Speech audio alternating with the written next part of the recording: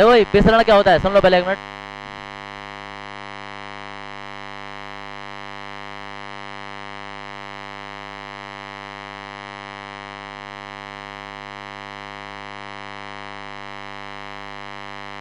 दुनिया में 2 तरीके के विलयन होते हैं, सांद्र विलयन और तनु विलयन। सांद्र विलयन क्या होता है, कोई सांद्र विलयन की परिभाषा का जो पूछे ना, सांद्र विलयन क्या होता है, तो हम कहेंगे जिसमें विलय की मात्रा अधिक होती है। ज्यादा होगी तभी तो विलयन ज्यादा बनेगा, चीनी ज्यादा डालेंगे सांद्र हो जाएगा, हल्के फुल्के चीनी नमक डाल दिया तो तनु ही रह जाएगा, पानी का पानी रह जाएगा। तो सांद्र विलयन और तनु विलयन 2 तरीके के विलयन होते हैं। हमने इनमें एक पाइप डाल दिया, क्या होगा, क्या होगा, किधर से किधर की चीज जाएगी। एक तनु विलयन है, एक सांद्र विलयन है।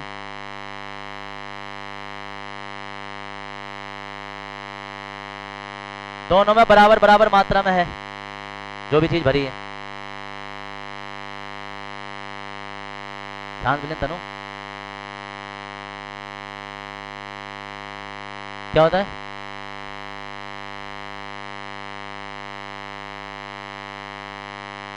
ये होगा, क्या है कि ऐसा समझना, जब भी कोई विलयन होता है विलयन, उस विलयन को हम छोटी छोटी बूंद लेते रहे, सबसे छोटी बूंद जो बचेगी, उसके सबसे छोटा छोटा कण जो बचेगा वो उनके अणु कहलाते हैं। किसी विलयन के अपने अणु होंगे, बिना अणु के काम नहीं चलते हैं। अब सांद्र विलयन के अणु हैं, तनु विलयन के अणु हैं। हम कहेंगे कि सांद्र विलयन के अणुओं का तनु विलयन की ओर होने वाला स्वतः प्रवाह, जिसमें हम कुछ नहीं कर सकते, स्वतः प्रवाह विसरण कहलाता है। आमतौर पर जितने भी हम घरों में क्रियाएं करते हैं वो सब विसरण होती हैं। एग्जाम्पल वो तुम कोई से भी देख सकते हो, शांत विलयन को हम तनु विलयन को आपस में करेंगे ना, तो हमेशा सोचो शांत विलयन होगा, तनु विलयन होगा, वजनधारा कौन होगा, सांद्र, तो ये वजनधारा होगा, ये प्रेशर लगाएगा, ये लगाएगा तो अणु इधर भागेंगे, ये वाला इधर नहीं लगाएगा जो इसे ऊपर को उठा दे, ये लगाएगा जो इसे ऊपर को उठा दे। समझ में आ रहा है? तो सिंपल सी परिभाषा रटने की जरूरत नहीं है कि क्या है, शांत विलयन के अणुओं का तनु विलयन के अणुओं की ओर होने वाला स्वतः प्रवाह ये विसरण कहलाता है। एग्जाम्पल इसका जो घरों में सबसे ज्यादा यूज तुम करते हो वो है अगरबत्ती। अगरबत्ती का जैसे हम अगरबत्ती लगाते ना, तो अब वायु में तुम देखोगे ना सुगंध सी आने लगती है, तो जो वो धुआं निकला था वो तो शांत विलयन होता है, और वायुमंडल में तनु विलयन में वो फैल जाता है। इस तरीके से मोमबत्ती जो अगरबत्ती है, अगरबत्ती के धुएं का जो उदाहरण है वो विसरण का उदाहरण है। अब इसका अगला हेडिंग सुनो, अगला हेडिंग सुनो, एक और उदाहरण सुन लो। तुम्हारे पास ये पानी भरा है बिल्कुल साफ, बिल्कुल जैसा साफ, इसमें कोई मिलावट नहीं है, आर गई समझ लो। इसमें तुमने इंक डाल दी, क्या होगा, पानी ऊपर को जाएगा इंक में को, या इंक नीचे को आएगी, देखा कभी, साफ दिखाई देता है। जो कपड़े उपड़े धोते होंगे तो दिखता होगा शायद, आया नया उजाला। हाँ तो वही है, इंक जो है या जो भी कलर तुम डालोगे ना वो कलर नीचे हो जाएगा, क्योंकि वो सांद्र विलयन है। जल के अलावा दुनिया में और जितने विलयन होते हैं ना वो सब सांद्र होते हैं, क्योंकि जल अपने आप में सबसे शुद्ध होता है, शुद्ध विलायक होता है, वो तनु ही रहता है। उसके अंदर जो भी चीज मिलाते रहोगे वो तुम्हारी सांद्र बनती रहेगी। तो क्या होता है, किसी भी एग्जाम्पल को तुम बता सकते हो, कोई रंग किसी विलयन में डालोगे तो भी यही उदाहरण बनेगा, कुछ भी डालोगे। अब एक चीज और सुनो, इसके बाद हेडिंग आने वाला वो है परासरण। दोनों एक बात समझ लो, दोनों एक से लगते हैं। परासरण, अब तरीका तो ये था, देखो उधर तरीका ये था कि इसके अणु जो वो थोड़े मोटे होंगे, इसके अणु जो वो थोड़े पतले होंगे, क्योंकि विलायक है, अपना आप इधर से इधर जा रहे थे। हमने इसमें एक अर्ध पार्ग में झिल्ली लगा दी। अर्ध पार्ग में झिल्ली का मतलब होता है कि उसमें बहुत छोटे छोटे छिद्र होते हैं। अर्ध पार्ग में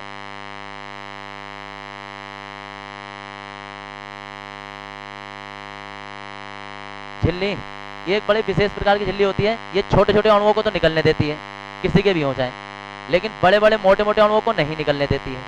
ये वो झिल्ली होती है। अब हमने वो यहाँ झिल्ली लगा दी है, अर्ध पार्ग में झिल्ली, क्या होगा, अणु इधर से इधर जाएंगे,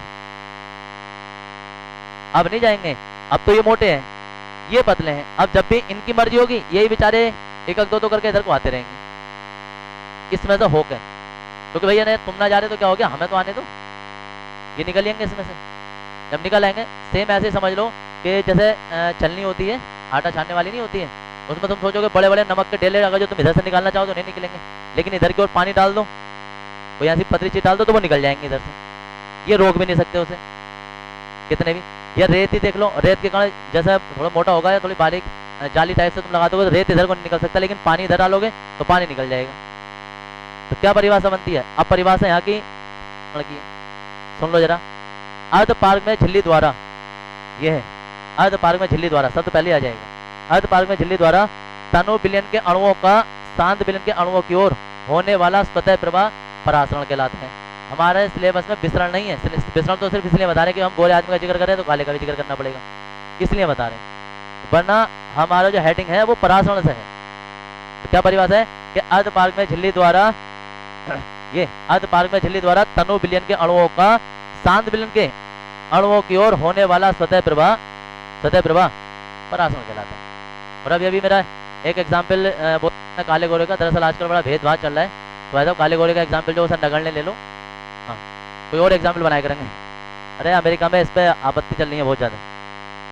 ये कोई देश नहीं है, ये वर्ल्ड मुद्दा हुआ पड़ा है काले गोरे का, इसलिए इस पर किसी पे भी ना, अगर तुम किसी को काला गोरा कह रहे हो, तुम्हारी आवाज रिकॉर्ड करके अगर जो एफआईआर करना चाहे तो हो जाएगी। इसे कहते हैं रंग भेद का केस लगेगा उस पर, रंग के आधार पर। बोल नहीं है अबे फेयर एंड लवली बंद करवा दी, और क्या करवाओगे? तो फेयर एंड लवली बंद हुई है, इसलिए कह रहे हैं। परिभाषा लिखेंगे विसरण की।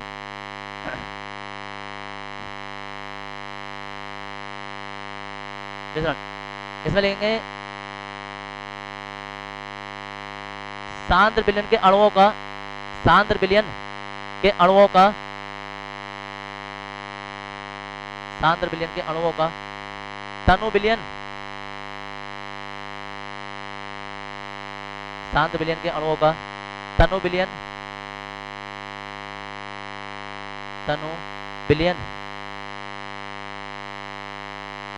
विलयन की ओर होने वाला, तनु विलयन की ओर होने वाला स्वतः प्रवाह, होने वाला स्वतः प्रवाह, स्वतः प्रवाह विसरण कहलाता है।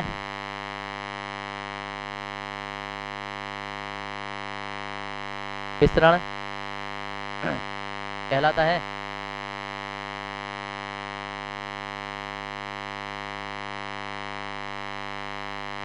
उदाहरण जैसे जब पोटेशियम परमैंगनेट को, जब पोटेशियम परमैंगनेट को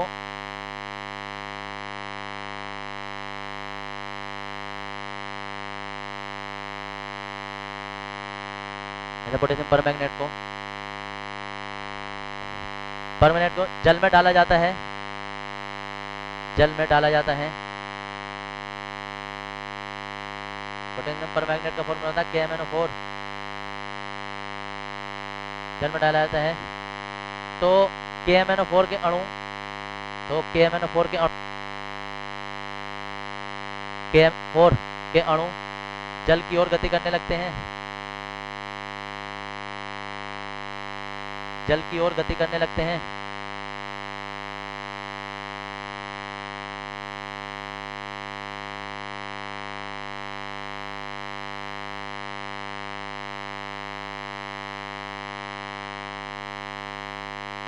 उदाहरण में चित्र बना लेंगे ये विसरण का।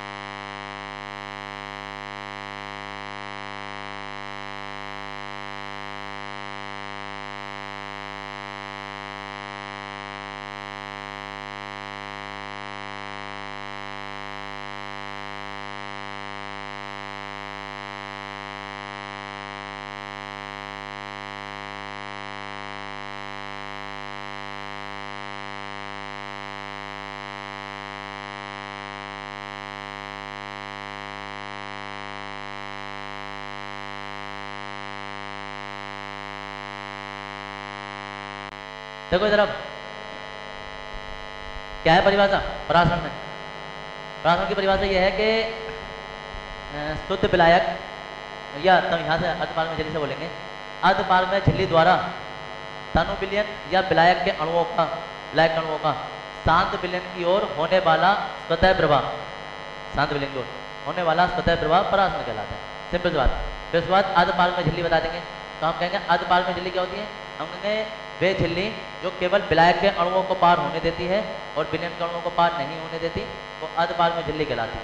ये मानव द्वारा भी बनाई जा सकती हैं और ये जो प्राकृतिक होती है वो भी वो प्राकृतिक भी हमें मिल जाती है। अब कोई भी यार प्राकृतिक कहाँ से मिलेंगे, तो सुनो उधर देखो, तुमने देखे होंगे, आपसे ध्यान नहीं दिया होगा कभी, जिसने भी अंडा खाया हो ना अंडा, तो जैसे हम उसका छिलका उतार दें ना, तो छिलका तो मोटा वाला उतार दें, लेकिन एक हल्की सी परत भी उतरती है उसमें सफेद सी। ध्यान आ रहा है किसी को? जो जिसने खाया हो, जिसने ना खाया उसकी कोई बात नहीं। मैं दूसरा एग्जाम्पल बताता हूँ।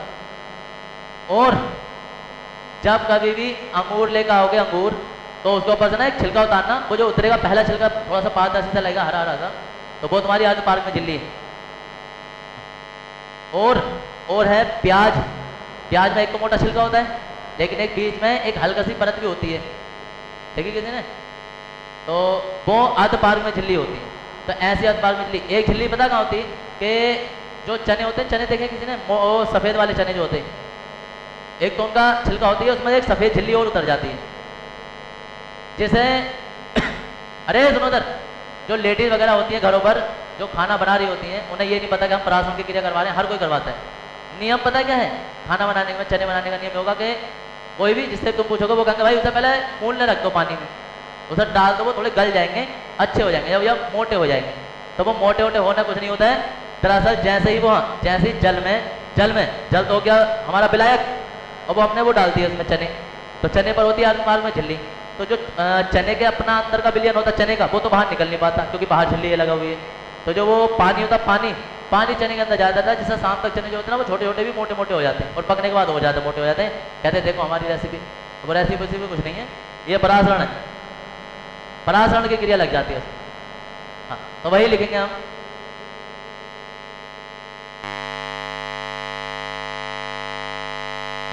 अर्धपारक में झिल्ली द्वारा, अर्धपारक में झिल्ली द्वारा,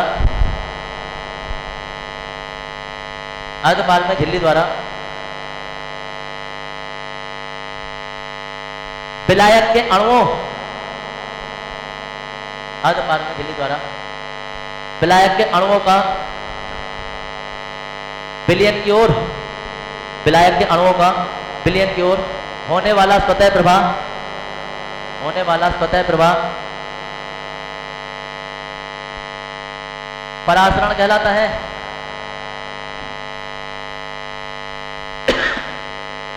परासरण कहलाता है।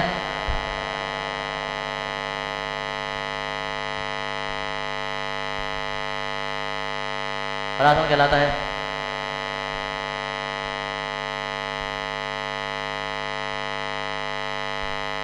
जैसे जैसे जल में चनों का फूलना, जैसे जल में चनों का फूलना, जल में किशमिश का फूलना। किशमिश खाइए, देखी तो होगी, चलो दूर से।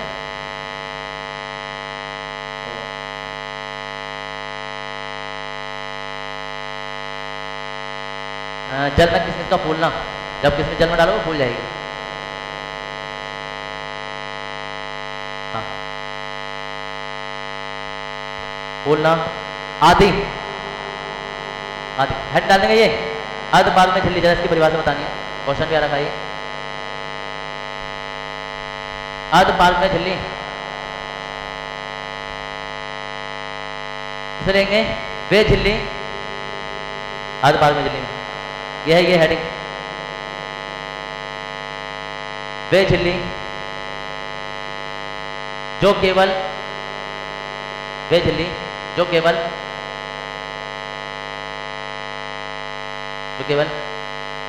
विलायक के अणुओं को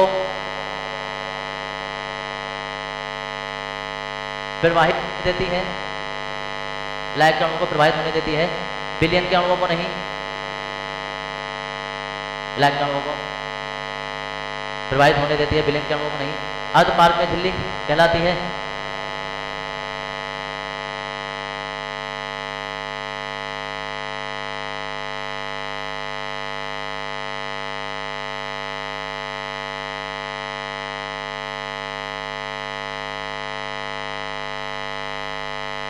अर्धपारक में झिल्ली कहलाती है। यह दो प्रकार की होती हैं।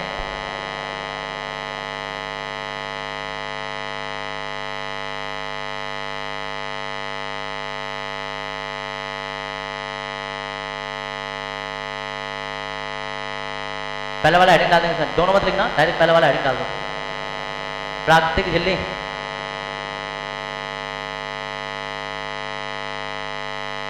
प्राकृतिक जो कि कुदरती हमें मिल जाती है, हर ज्यादा पत्तों पर, हर किसी चीज पर होती है, वो दो।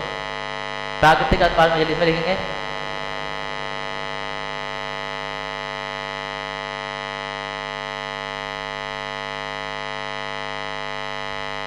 दोनों मत लिखो, डायरेक्ट पहले वाला हेडिंग बना लो और लिखो इसमें जरा।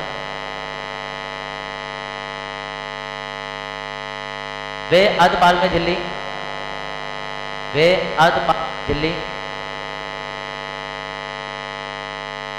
जो प्राकृतिक स्रोतों से प्राप्त होती है, प्राकृतिक रूप से प्राप्त होती है, प्राकृतिक रूप से प्राप्त होती है, अर्धपारक में झिल्ली कहलाती है। प्राकृतिक रूप से प्राप्त होती है, अर्धपारक में झिल्ली कहलाती है।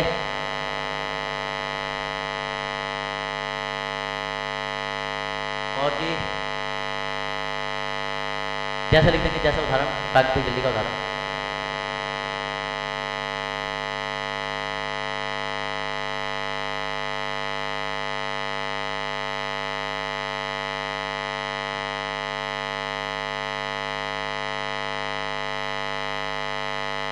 जैसे अंडे का आंतरिक आवरण, अंडे का आंतरिक आवरण, आंतरिक आवरण, आंतरिक आवरण कौन लगा लेंगे? आंतरिक आवरण, आवरण का मतलब छिलका होता है। कौन लगा लिखो? चने का छिलका,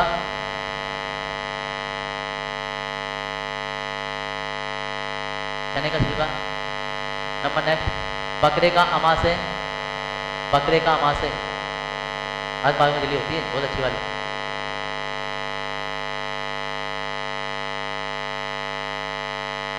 बकरे का अमाशय आदि। और दूसरा हेडिंग लिख देंगे कृत्रिम अर्धपारक में झिल्ली।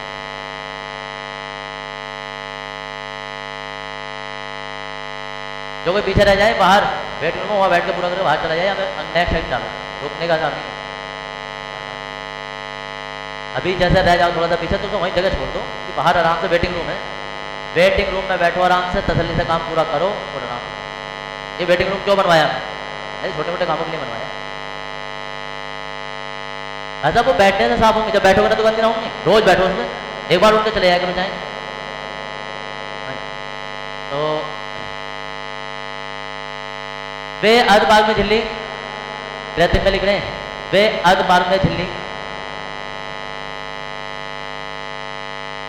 वे अर्धपारक में झिल्ली जो मानव द्वारा निर्मित की जाती हैं, जो मानव द्वारा निर्मित की जाती हैं।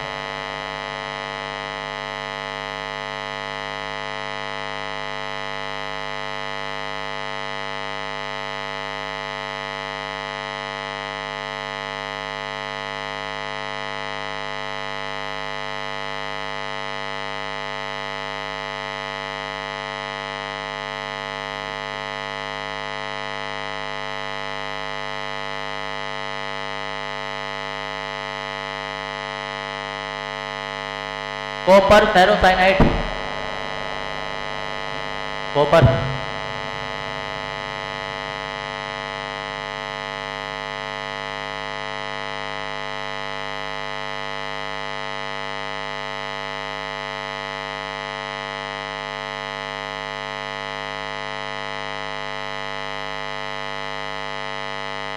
साइनाइड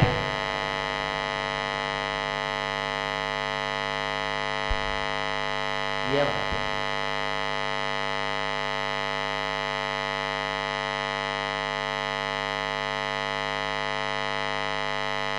कॉपर फेरोसाइनाइड,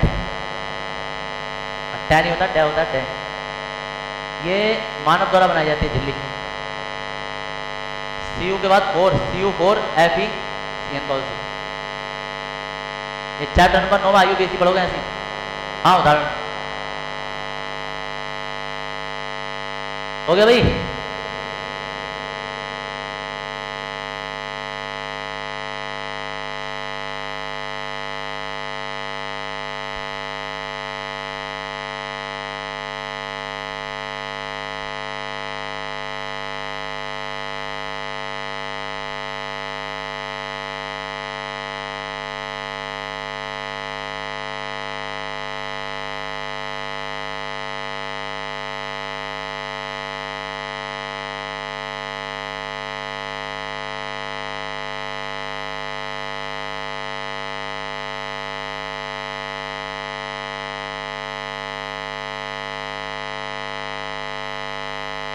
हेडिंग डालेंगे, हेडिंग, हेडिंग इंपोर्टेंट है ये।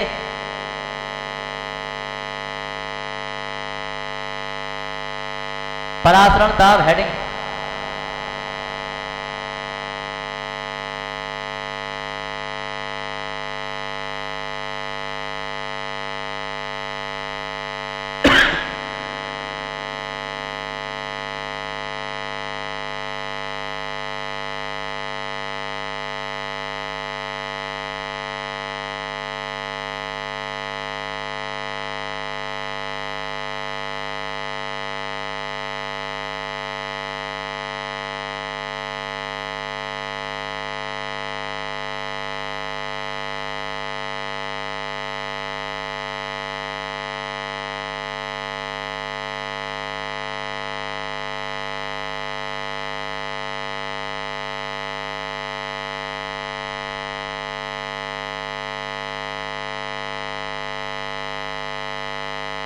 देखो परासरण दाब क्या होता है। परासरण दाब होता यह है कि हमारे पास कोई पात्र है, इधर है विलायक, कोई तनु विलयन समझ लो या विलायक समझ लो। इधर विलायक है, इधर विलयन है, विलायक और विलयन। नियम यह है या तो तनु विलयन हो, इधर शांत विलयन हो, तो तनु विलयन शांत विलयन में हम परिभाषा बना सकते हैं, या विलायक और विलयन में बना सकते हैं, फिर हमें शांत लिखने की जरूरत है। दोनों चीजें, इधर तनु विलयन लोगे तो उधर शांत विलयन लोगे, एक बात। या अगर इधर तुमने विलायक ले लिया तो उधर विलयन ही लोगे, क्योंकि विलयन हमेशा गाढ़ा होता है और विलायक हमेशा पतला होता है। तो अब क्या है कि जैसे आज तुम्हारे में झिल्ली लगी होगी, ढंग से समझो बात को। अभी क्या हुआ कि हमने एक पात्र में एक और हमने विलायक भर दिया, जैसे जल, एक और हमने विलयन भर दिया, जैसे कोई NaCl का विलयन कोई सा भी हमने इसमें भर दिया। आज तुम पात्र में झिल्ली लगा दी, अपना आप ही अणु क्या होंगे, इधर से इधर की ओर जाने लगेंगे, ऑटोमेटिकली इधर से इधर की ओर जाने लगेंगे। अब हम क्या करेंगे, हमें दिखेगा अणु जो वो इधर से इधर आ रहे हैं, तो क्या करेंगे कि हम विलयन की ओर, याद रखना विलयन की ओर हम एक पिस्टन लगा देंगे। पिस्टन जो है उसमें दाब मीटर लगा होगा, दाब मापी, तो पिस्टन लगा देंगे। अब हम क्या करेंगे, जैसे ही अणु इधर से इधर आ रहे होंगे ना, तो हम पिस्टन को दबाना स्टार्ट कर देंगे, ऊपर से पिस्टन को दबाना स्टार्ट कर देंगे। हम इतना दबाएंगे ताकि जब इधर से प्रेशर पड़ेगा ना, तो ये अणु जो इधर से इधर आ रहे थे वो आने बंद हो जाएंगे। तो जो कोई बाहर से अंदर की ओर आ रहा है और हम उसे पीछे से धक्का देना शुरू कर दें तो वो आ नहीं सकता, वो तो रुक जाएगा। तो वही है कि जैसे अणु इधर से इधर आ रहे थे, पिस्टन द्वारा इस पर धक्का देते हैं। और याद रखना, पिस्टन यहाँ लगा रहे हैं, यहाँ भी उतना ही बल महसूस होगा, पास्कल के नियम तुमने पढ़ा होगा, 1 प्रेस दबा दो सब में बराबर बल लगता है द्रव में। तो इधर हमने दबाया तो ये जितने भी अणु आ रहे थे ये आने रुक गए। अब यहाँ से हमारी परिभाषा बनेगी क्या, कि किसी विलयन पर लगाया गया वह अतिरिक्त बाह्य दाब, अतिरिक्त बोलना पड़ेगा और बाह्य दाब बोलना पड़ेगा। बाह्य दाब बराबर, क्योंकि अंदर का दाब तो इसका खुद का भी है वायुमंडल जो भी दाब है, लेकिन बाहर से लगाना पड़ेगा। तो हम कहेंगे किसी विलयन पर लगाया गया वह अतिरिक्त बाह्य दाब जिससे परासरण की क्रिया रुक जाती है, परासरण क्रिया रुक जाती है, परासरण दाब कहलाता है। ठीक है ना जी, किसी विलयन पर लगाया गया वह अतिरिक्त बाह्य दाब जिससे परासरण की क्रिया रुक जाती है, परासरण दाब कहलाता है। और अगर ये परिभाषा किसी को थोड़ी भारी लग रही है, एग्जाम में याद ना है कुछ ना है, तो एक लाइन में ये लिख देना कि परासरण की क्रिया को रोकने के लिए, है ना, रोकने के लिए आवश्यक बाह्य दाब को परासरण दाब कहते हैं। परासरण की क्रिया को रोकने के लिए आवश्यक बाह्य दाब को परासरण दाब कहते हैं। वरना सही परिभाषा जो मैं बोल रहा हूँ वो तो है ही, ये भी सही है। तो लिखेंगे इसमें जरा चित्र भी बाद में बनाना। देखो क्या हुआ है, हम ऊपर से इसमें दबाते रहेंगे से, तो ये जो अणु आ रहे थे आने रुक जाते हैं। तो हम उसी टाइम जिस टाइम ये अणु आने बंद हो गए, हम उस टाइम चेक करेंगे दाब माप में कितना दाब आया है ना, इतने पास्कल उतने पास्कल जितना भी दाब आया, वही हम कहेंगे कि यही परासरण दाब है। अभी परासरण दाब याद करने की बर्कले हार्टले विधि भी पढ़ लें, तो वो और अच्छी तरीके से पता चल जाएगा, वो भी इंपॉर्टेंट होती है। तो इसमें लिखेंगे किसी बिलियन पर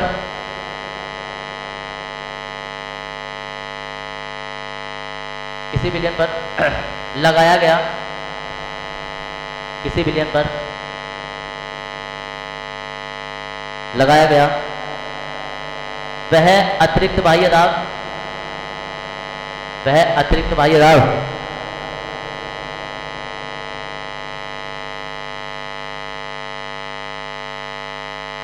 वह अतिरिक्त बाह्य दाब जिससे परासरण की क्रिया रुक जाती है,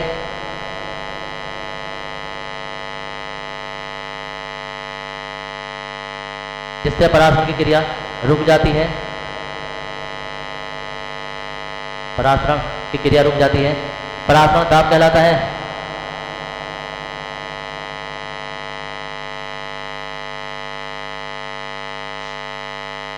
परासरण दाब कहलाता है।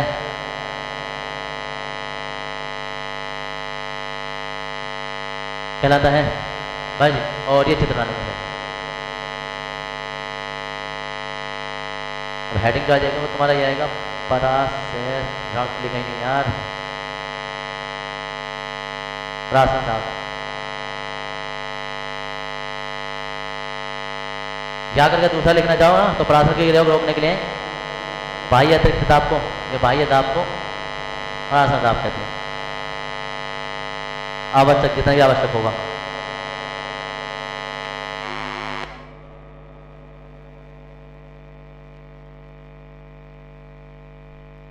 क्वेश्चन बन जाता है यहां से परासरण दाब से तुम्हारा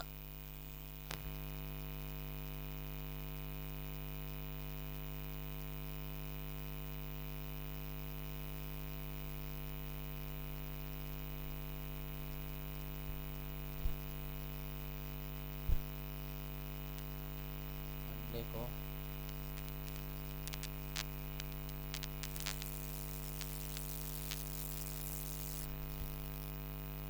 अरे लिख दो यार, अंडे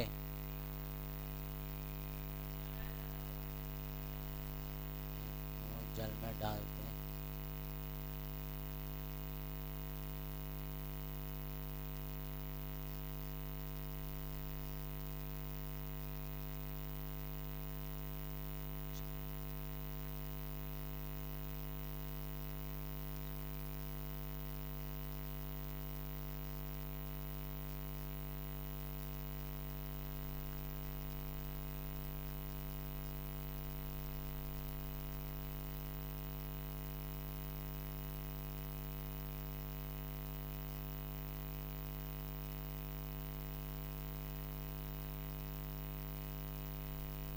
ये है तुम्हारे पास बड़े काम का क्वेश्चन है, ढंग से समझेंगे जरा, साइंटिफिक क्वेश्चन है।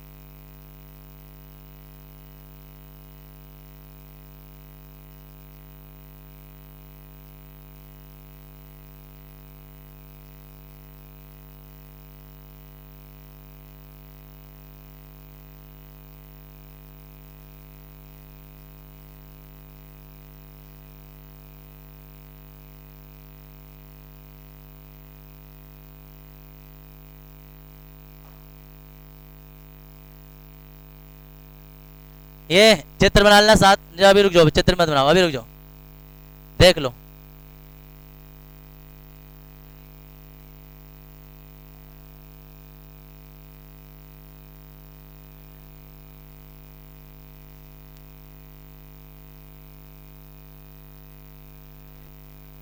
हाँ जी, क्या करा? हाँ, क्यों?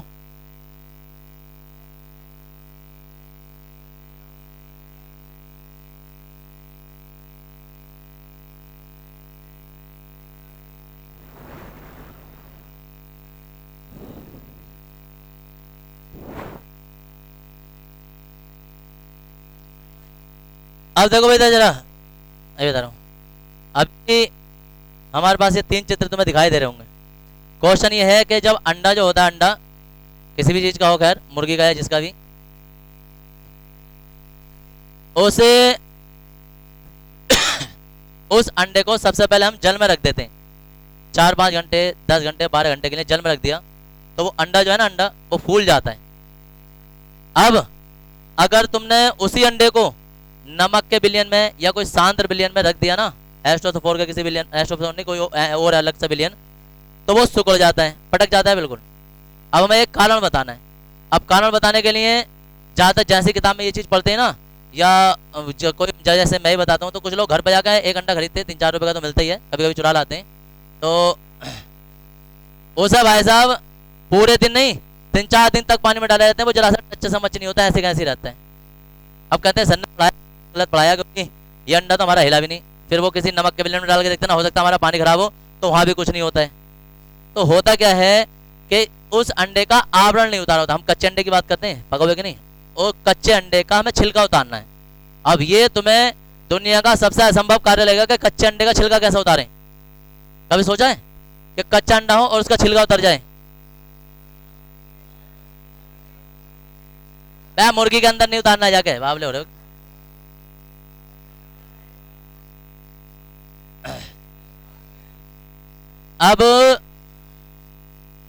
अब हमारी भी सुन लो, बन गए सारे साइंटिस्ट। अब सुन लो इधर, दरअसल डायरेक्ट जो कच्चा अंडा तुम लेकर आए हो दुकान से, वो जल में या किसी चीज में डालना नहीं है। सबसे पहले उसे थोड़ी देर के लिए ना उसके HCl या H2SO4 के बिलियन में डाला जाता है, या कोई भी अम्ल हो उसमें डाला जाता है, जैसे सिरका।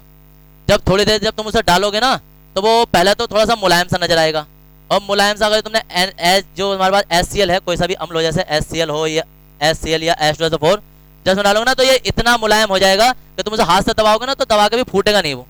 तो उस स्थिति में उसके छिलका जब उतारोगे ना, तो अंदर से वो ऐसा नजर आएगा तुम्हें जैसे कि किसी गुब्बारे के अंदर पानी भर दिया हो तुमने।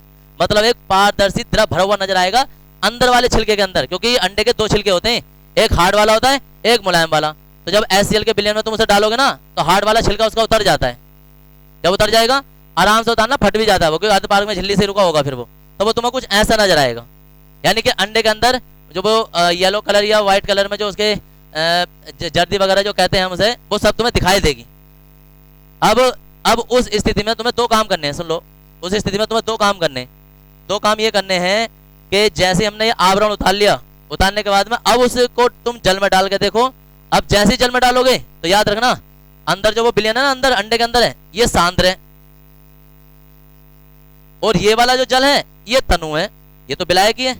तो नियम क्या है, ये बीच में अर्धपारक में झिल्ली आ गई, तो तनु बिलियन के अणुओं का प्रवाह इसके अंदर झिल्ली से होते हुए इस सांद्र बिलियन में जाने लगता है, जिससे अंडा फूल जाता है। अंडा फूल जाता है।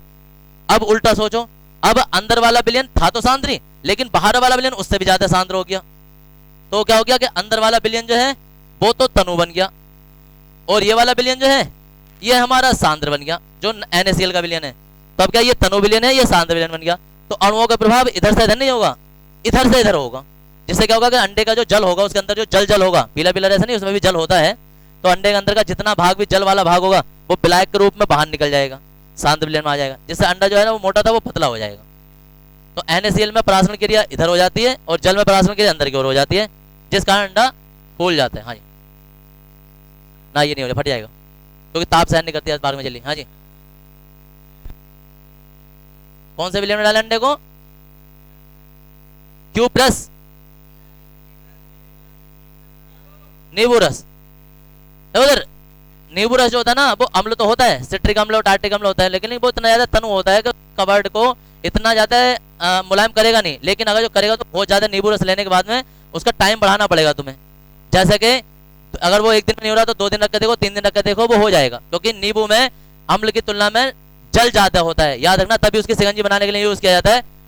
और हानिकारक लवण नहीं होते, उससे अच्छा सिरके में डाल दो, उसमें ज्यादा पावर होती है थोड़ी, में डालो तो ज्यादा पावर है। और जो, अरे सुनो सर, जो HNO3 या H2SO4 का मिश्रण होता है बैटरी, जो बैटरी में अम्ल निकलता है उसमें डालो।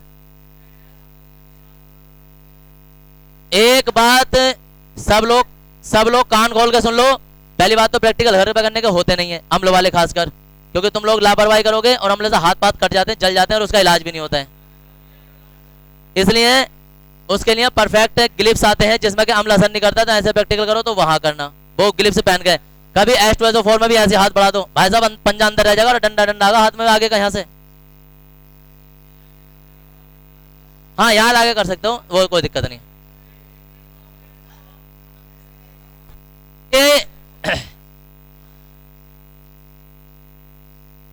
ये जो तुम्हारा प्रैक्टिकल, कोई सा भी प्रैक्टिकल करते हो तो भाई साहब किसी की देख रेख में निगरानी में करो तो अच्छी बात है, सही है।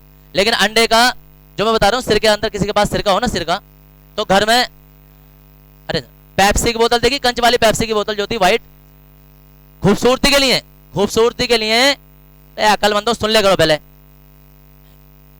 खूबसूरती के लिए क्या करते हैं कि घर में जैसे जहाँ मेहमान वगैरह बैठते हैं या कुछ बैठते हैं, तो वो क्या करते हैं कि इसे अंडे को पहले वो मुलायम कर लो किसी अम्ल में डाल के, वो मुट्ठी से भी दबाओगे ना दब जाएगा, उसे पेप्सी की बोतल के अंदर डाल दो, उसमें पानी डाल के निकाल लो, अंडा वापस ऐसे हो जाएगा जैसे था, आवरण मत उतारना उसका, तो वापस ऐसे हो जाएगा। अब जब तुमने उसे टेबल पर रख दिया, तुम्हारे घर में जो भी गेस्ट आ रहे हैं, जो भी गेस्ट हैं, अब वो गेस्ट क्या करेंगे, आएंगे, बोलेंगे कुछ नहीं, उठाएंगे, कहेंगे मुर्गी ने बोतल में अंडा दिया कैसे, हाँ जो भी कोई मुर्गी होगी, अंडा होगा, स्टार्टिंग में तुमने मुलायम करके उसे अंदर पहुंचा दिया, और पहुंचाने के बाद में पानी डाला, तो वो तनुकरण उसका अम्ल का प्रभाव खत्म हो जाता है, वापस वही अंडा बन जाता है थोड़ी देर में, वो जैसा ओरिजिनल अंडा होता है टाइट वाला। अब वो इधर उल्टा पलटा मार के देखेगा, यार इतनी छेद में इतना बड़ा अंडा कैसे पहुंच गया अंदर, घर पे करके देख सकते हो, घर में ऊंट पटांग चीजें कर सकते हो। तो फिलहाल ये चित्र बना लोगे और फिर इसकी हिंदी लिखेंगे, चित्र तो बनाओ।